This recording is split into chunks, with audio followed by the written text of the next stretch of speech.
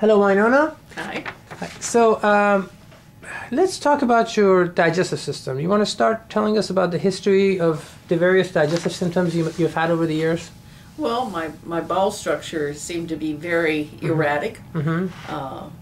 Anywhere from constipation to diarrhea, all within a week's time. Even now, or? No, not anymore now. Okay.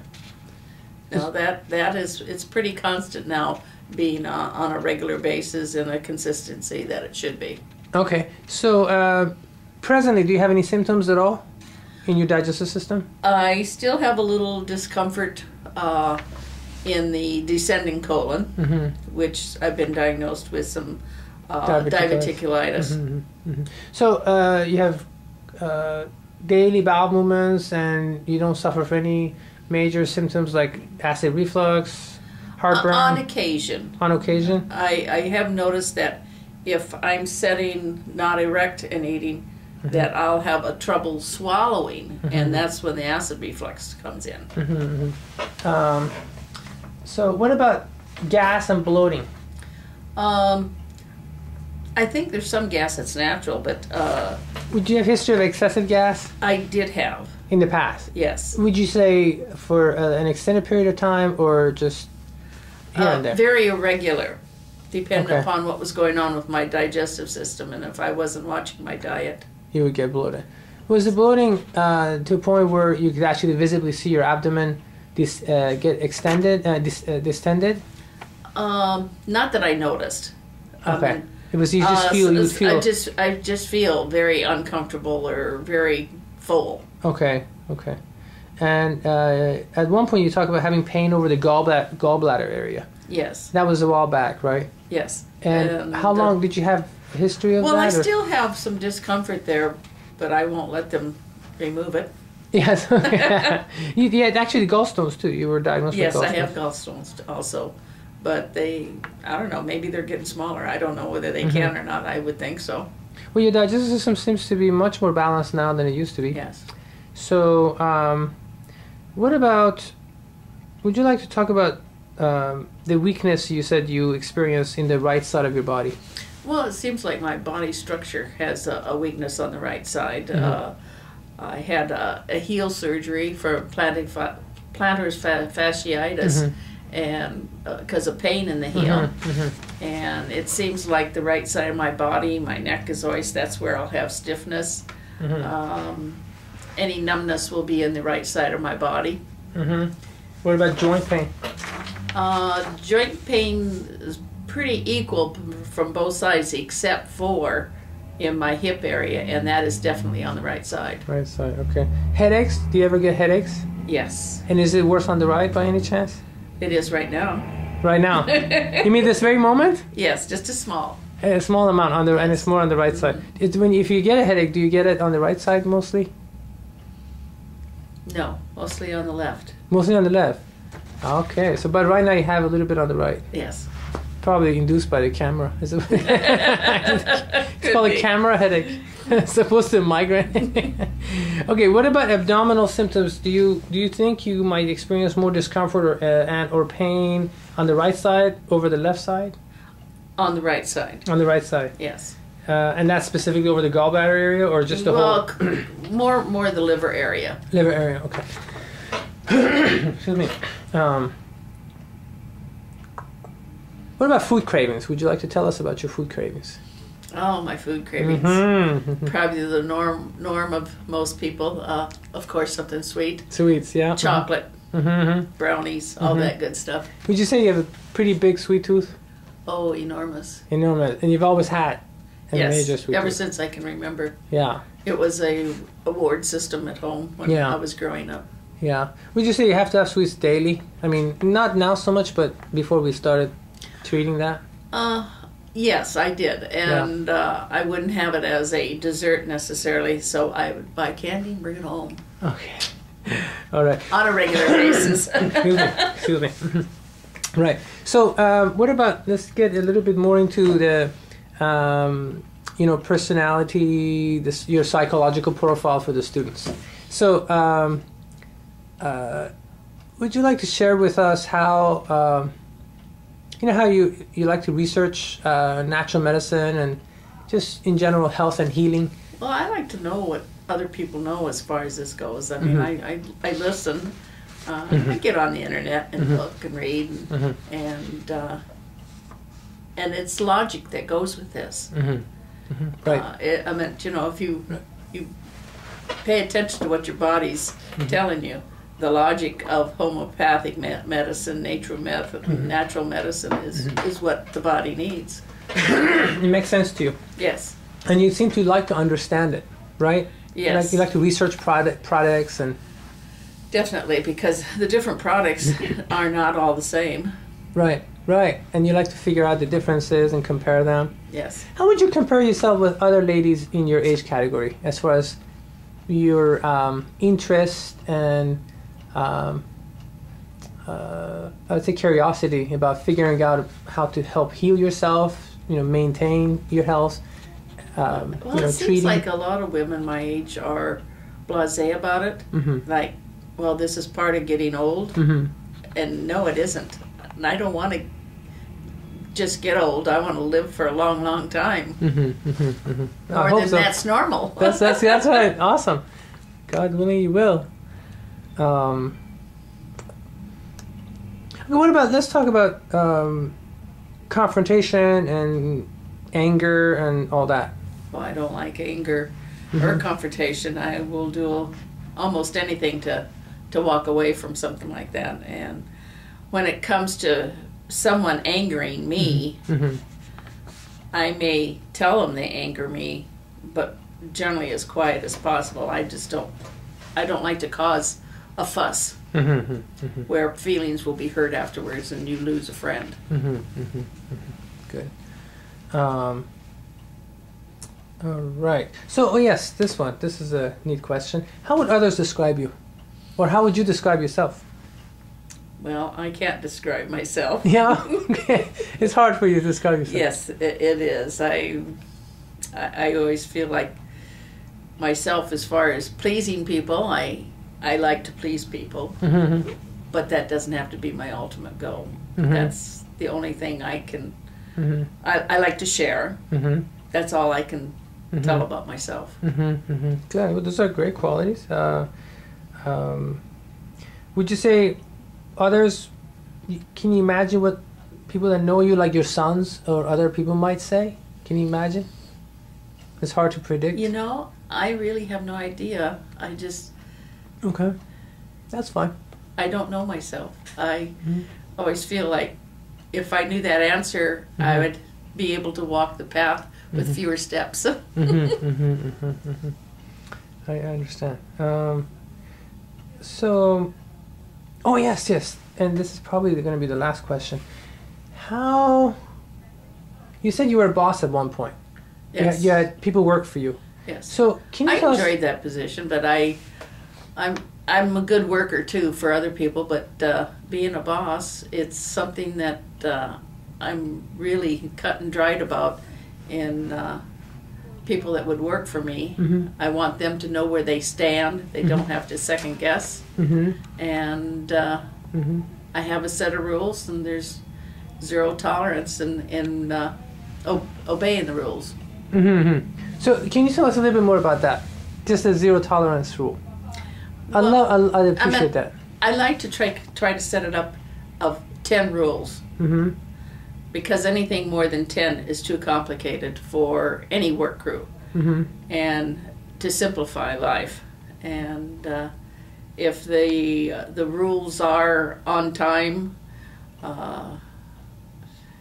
being in the workplace, whatever, and it has to depend upon the job that is being expected of them. And 10 rules is what I use. And you were pretty strict about the rules? Yes. Would you say? So if your employees didn't follow the rules, what would happen? How would you let them know? That was determined before they even read the rules. They knew what the outcome was going to be, because I believe that everyone should be able to accept the consequences of their actions. Right. So they would be basically laid off. Is that, or no? Not necessarily. Okay. The more serious of the rules being offended, yes, that would be a layoff. But the others... The other consequences. Mm-hmm. Okay. Now, that creates...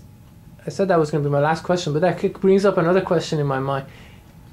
You enjoyed the position when you were boss, and it sounds like you did a good job being, at your position. Mm-hmm. However, you don't like confrontation. So that makes me wonder, how did you confront your employees that didn't follow the rules? Well, it wasn't confrontation. That eliminated it. Okay. Because they knew the rules, they knew what the playing area was, and that was it. So if they didn't follow the rules, and let's say you wanted to, they get the consequences, receive the consequences of their actions, how would you share that with them? Would it be in writing, or would you actually walk up to them and say, well, you didn't follow... Oh, it would be face-to-face. Face-to-face? Yes. And would you... And it would be at the time of the action. Okay. But it's hard for you to confront, so how could you go face-to-face? But they knew. So you didn't feel uncomfortable? They would know when they've done wrong. Mm-hmm. So when they would be called in for a response to what their action was, they know what the answer is. It makes the confrontation less rocky. There we go. So you would just say, well, you didn't follow the first rule or the fifth rule, and so here's the consequence, and that would be... I did the same with my children. Sure. And so it'd be short and sweet. The conversation would be short and sweet. So you wouldn't go back and forth. Right. There's no argument. Right. Because that would be uncomfortable, right? Yeah, definitely. And you didn't want to go there. No, definitely didn't want to go there. Yeah. Okay, but you were very clear about it. It sounds like you were totally clear about the expectations, yes. So there's no... I've been in a position where there was only 5 rules. Right. Because it was a much simpler situation. Right. And it was very clear. They knew what you expected of them. Great. I think I started this out when I was a teacher. Is that right? Mm-hmm. You mean making it simple, set the yes. rules? I didn't know you were a teacher. Really? Just for a year. What grade? Oh, it was a trade school. Cosmetology. Is that hairdressers? Right? Yes. So did you teach them how to do cosmetology? Oh, yes. Really? Oh, cool. I didn't realize that at all. No wonder you have nice haircuts. I do that myself. Do you do it yourself? Yes. That's because I haven't found anyone to do it for me. You cut your own hair? Yes. In the mirror? Unbelievable. Yes. It looks beautiful. I can't believe you cut your own hair. Well, it's got natural curl. There isn't much you can do wrong with that. Oh, that's awesome. Okay. Anything you want to add about physical health? Anything that we've been doing together over the last 7 years? Well, I feel like as far as my physical health, I'm on the road of being better since I found you, Doctor. So that's what's important to me. I'm on it. Because I've seen too many health problems in my own family. Lost a brother with kidney failure. Both my parents had heart problems. And in fact, all 4 of my brothers had heart problems. Supposedly I don't. Luck of the draw, I guess. And not to have that gene. Well, no, you're doing great right now, so I'm not at all concerned for you. I was initially about your kidneys. So well, I'm still concerned about that, but that's my kidneys. That's why I'm more concerned than. That's right. Well, I'm somewhat concerned, but I'm definitely not worried. I'm not worried about your kidneys. I'm concerned enough that I think we should keep up the therapies. And we did talk about the kidneys on the other video, but just so we have it on this video too, can we brief the students on your kidneys? You were diagnosed with papillary necrosis. Yes, in 2006. 2006. It's a chronic renal disease. You were diagnosed about 6 years ago, and the main symptom is bleeding in your urine. Yes. And a couple of times, you've basically been taking these natural medicines that I've recommended over the last. The first time I had bleeding, it was more bleeding than the 2 subsequent times. The first time was quite a bit. In fact, there was almost like a little bit of streaking and blood clotting with it. That was before you started taking the Before I started taking the preparations. But then the second time, I had some bleeding. And it was a good amount, but it wasn't as severe. And the last time, it was actually quite mild.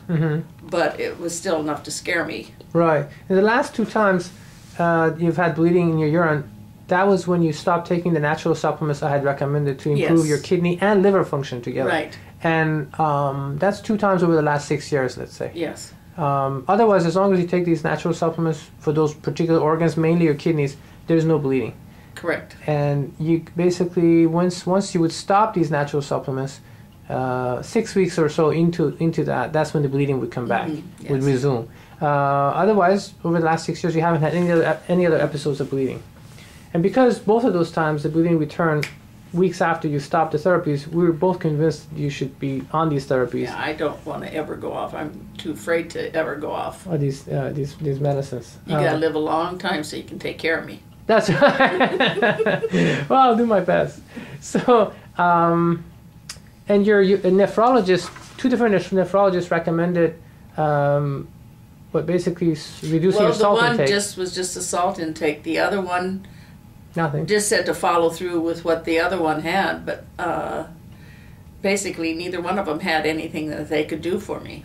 Yeah. There was no recommendation other than the cutting back on salt in my diet. And eventually, God forbid, the prognosis was not good, because if your kidneys keep going down, it would be dialysis, right? Right. So meanwhile, you're doing great with these medicines. They're keeping your kidneys functioning. All they could recommend for me to do is have CAT scans every 6 months to see what the next process was going to be. Follow through. Which at one point, the last CAT scan you did actually showed that your kidneys had improved. Oh yes, that was a year after my first CAT scan. After a year on the Gemo products and the UDAs, that it showed signs of healing. Right. Your kidneys have improved. In fact, the one doctor said, "Oh, they'd healed," but I knew they hadn't healed. I would have known better. Yeah. They appeared like as if they had. Correct. So all those things don't always tell you the full story. Yeah. So the doctor said it had healed. Yes. Looking at the CAT scan. Yes. But you knew that it couldn't have been that easy. No, it couldn't. And that you need to kind of keep up with it. That's clever. Because I agree. I don't think with that condition, papillary necrosis, it wouldn't just end all of a sudden and you just don't have to ever worry about your kidneys. I think you do have to take care of them, take care of the kidneys, on and off at least, if not continuously. So, okay, so nothing more, right? We talked about everything that we can both think of, right? Covered it all, dear. Okay. Thank you so much.